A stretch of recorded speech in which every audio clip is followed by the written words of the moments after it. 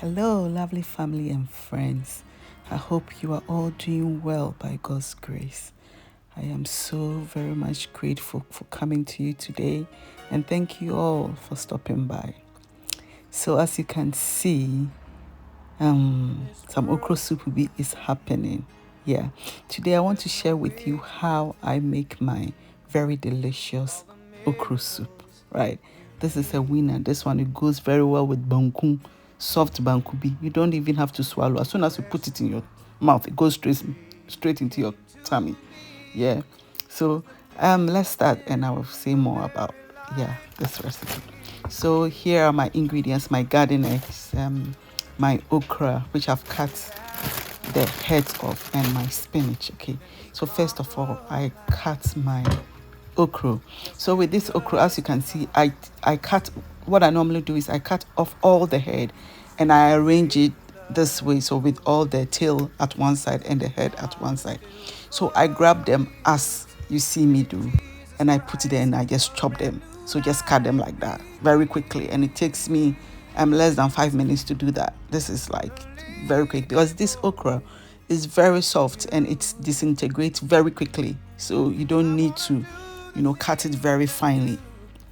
All right. But then if you want very slimy okra soup, then you need to do more to it. So just stay with me as I prepare this. So here I'm cutting my garden eggs. I just always cut it, slice it just this way so that I just like garden eggs in my soup, you see.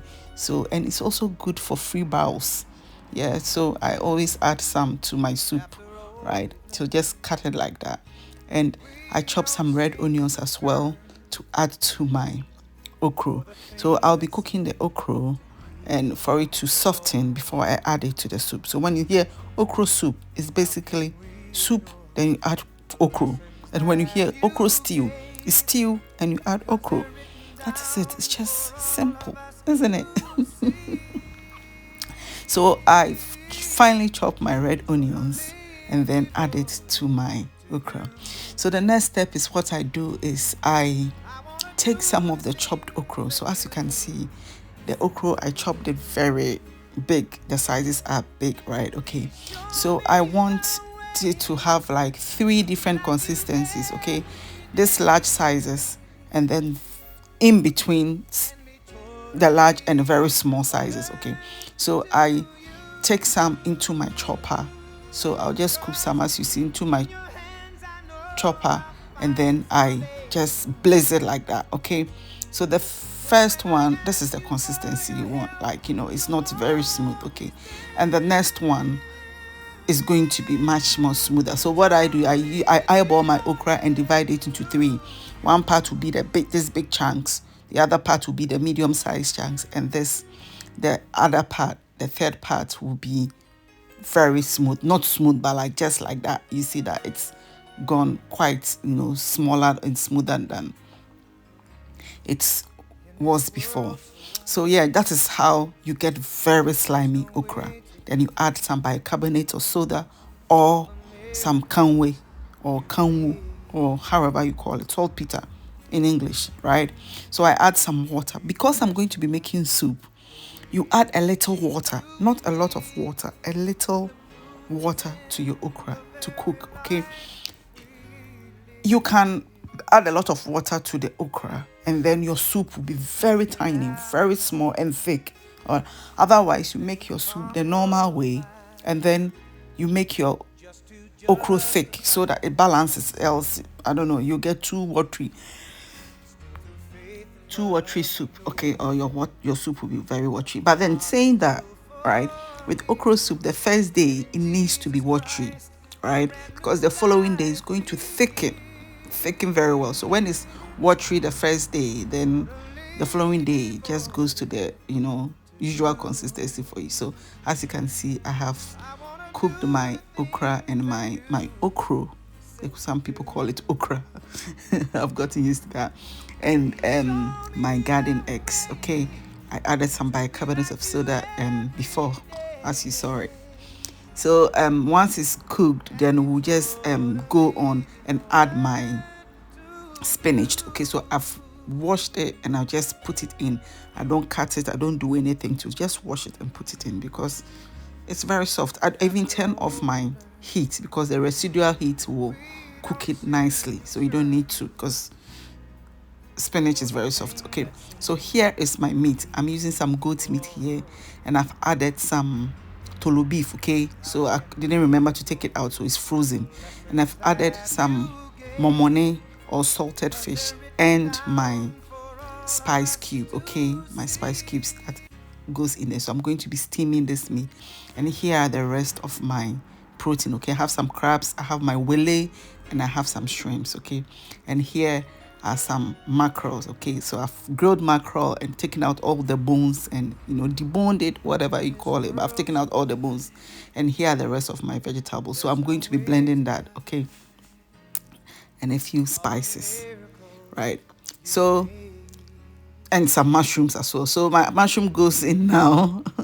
My mushroom goes in now, right? And it doesn't matter whether it gets too soft or not. I just there's these mushrooms there. You have to remember that everything else will be in the soup. Nothing is coming out. So whether they're overcooked or not, all the nutrients will still be in the soup. Okay. So I blended my spices, which was kitten, some African calabash, and that is kitten is aniseed. Okay, and some onions, ginger, and some chili. Okay, so I'm adding my oil now. I'm adding my oil now because if you add the oil later, water and oil, they don't really go well, you see. So you add it now so that as it boils, it will be able to mix together or, integrate or whatever the word is. Please leave me alone. Okay. So here goes in the rest of my meat. Okay, my Wele. Oh, my crabs. I had a little, like about 3 or 4 be lying around there in the freezer. So I brought it out.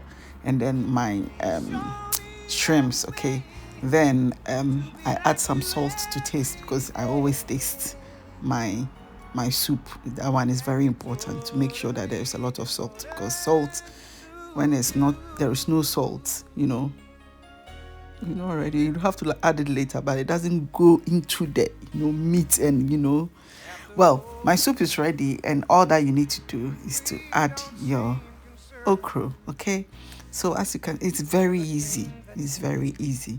All that you need to do is to just get your ingredients and just prep them ahead of time, and within like 15 minutes you have your soup is ready. And this soup is so delicious. It goes so well with banku, eba, gari, whatever, even rice. If you are like me, can eat okra with it, okra soup with anything. Okay, so that goes in my fish. I always add it at the end, because especially when it's soft, and this one was quite soft. Okay, so I add it at the end so that it doesn't break into pieces. Well, it breaks into pieces, what will happen? Nothing, but then that's what I do.